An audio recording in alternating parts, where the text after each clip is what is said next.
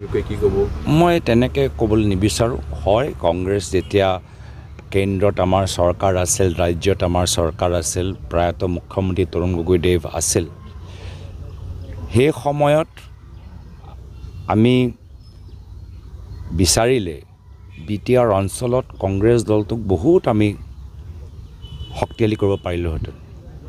কিন্তু এয়া হ'ল কংগ্ৰেছৰ চিন্তাধাৰা যে ক্ষমতাতকৈ বেছি গুৰুত্বপূৰ্ণ হৈছে শান্তি।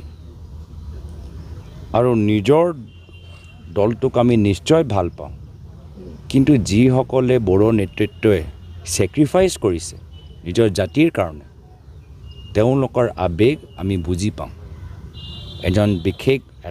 এজন বিশেষ জনগোষ্ঠীৰ নিজৰ জাতিৰ প্ৰতি যে টান থাকে, সেইখিনি কথা কংগ্ৰেছে বুজি পায়। সেইটো আমাৰ কংগ্ৰেছৰ DNA-ত আছে, বিভিন্ন জনগোষ্ঠী জনজাতিক সন্মান দিয়াটো।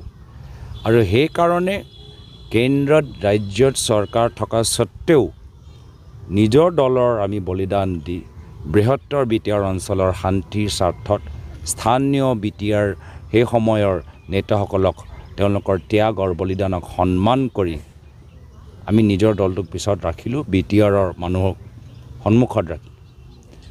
স্বাভাৱিকভাৱে এনেকৈ কৰিলে আমাৰ দলৰ অলপ ক্ষতি হ'ল, কিন্তু যোৱা কিছু বছৰৰ পৰা আমাৰ দলৰ স্থিতি আমি লাহে লাহে আকৌ বিল্ড আপ কৰিছোঁ। ৰাইজে দেখিছে যে কংগ্ৰেছ দলে বিটিআৰৰ সম্পৰ্কত নিজৰ ছেক্ৰিফাইচ কৰিলে, কিন্তু বৰ্তমান বিজেপি চৰকাৰ আজি তেওঁলোকে স্থানীয় বড়ো নেতৃত্বক তেওঁলোকৰ বলি দিছে, তেওঁলোকক ছেক্ৰিফাইচ কৰাইছে নিজৰ দলৰ ব্যক্তিগত স্বাৰ্থত।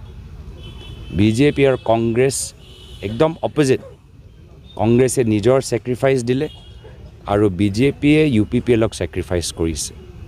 BPFক আজি একদম দুৰ্বল কৰি পেলালে। ৰিম'ট কণ্ট্ৰলটো হিমন্ত বিশ্ব শৰ্মা ডাঙৰীয়াৰ হাতত আছে।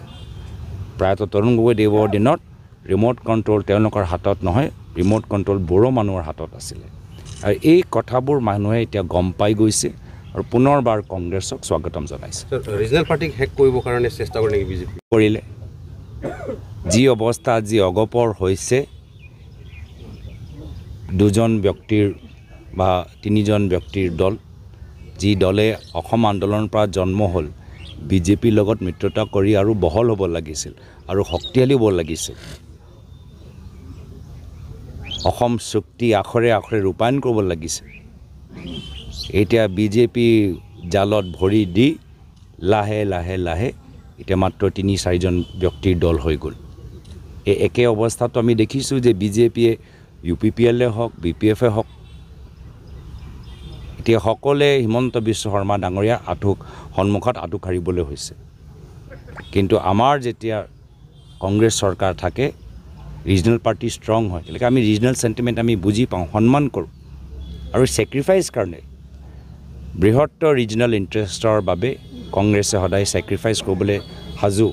ক্ষমতা আহিব, ক্ষমতা যাব, ৰিজনেলিজম থাকিব লাগিব। ৰিজনেলিজম আৰু নেশ্যনেলিজমৰ মাজত এটা ভাল সম্পৰ্ক হৈ থাকিব লাগিব। সেইকাৰণে উত্তৰ পূৰ্বাঞ্চলত বিভিন্ন